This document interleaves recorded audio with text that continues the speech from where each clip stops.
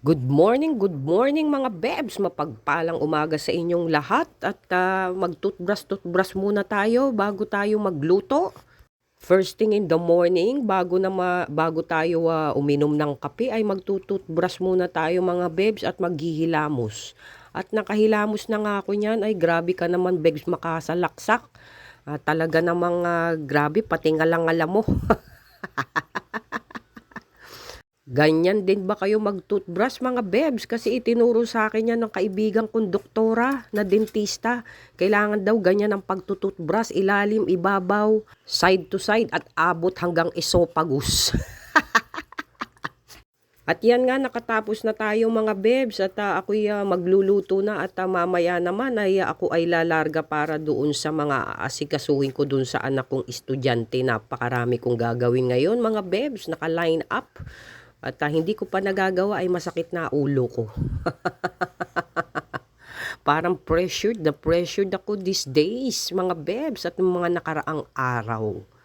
So para hindi tayo halatang stress, ayan maglagay tayo ng kulay na atsuete sa ating mga bibig. Para naman hindi tayo mukhang stress at namumutla. Para presentable naman ang ating face pag mahaharap tayo at kakausap sa mga tao. Ilang araw na pero hindi pa rin naaalis ang bigat at lutang ng isip ko mga bebs at hanggat hindi ko na-accomplish ang mga bagay-bagay na dapat kong gawin, hanggat hindi natatapos yan mga bebs, ako ay hindi peaceful. Ganyan kasi ako pag may dinadala at merong iniinda na mga dapat pang gawin na hindi ko pa nagagawa. Masyado kasing seryoso si Bebs. So ayan, naglagay tayo ng wax sa ating buhok mga Bebs para hindi naman flat na flat. Lalagyan natin ng volume ang ating hair para hindi naman planchadong ang itsura. Kailangan may volume at may konting angat-angat ang hair. At sa mata makikita at sa eyebag makikita na hindi nagsisinungaling kung ano ang iniinda mo.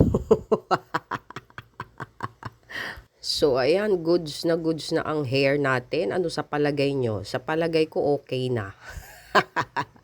So yan, ready na tayong humarap sa kalan. Nag-ayos lang ako para dyan sa kalan, sa lulutuin ko. Yan ang lulutuin ko mga bebs, ang humba. Humba o adobo, bahala ka na kung ano yan. At hanggang ngayon ay hindi pa ako nakakabili ng kalan, kaya isa lang ang gumagana. So dyan lang ako nagluluto mga bebs sa isang hindi nadikitan nung goma. So ayan, ipipressure cooker ko na siya. Para naman na mabilis lumambot, 30 minutes lang kasi yan eh. Pero pag hindi ka gumamit ng pressure cooker, mga 1 oras yan, mahigit. Hindi katulad dito sa pressure cooker, mabilis lang. So hinalo ko na lang lahat dyan yung mga ingredients at goods na yan. Mamaya ko na lang i-adjust ang lasa. At eto na, at luto na siya mga bebs. After 30 minutes, malambot na siya. Kahit wala kang ngipin, kayang-kaya mong nguyain. So ayan, pupunta naman tayo doon sa aming pakay dahil naihatid na si Junakis. So yun lang mga bebs, mapagpalang araw sa inyong lahat. Sumainyo ang kapayapaan at ang biyaya ng Diyos. Good vibes. Thank you for watching. Mwah.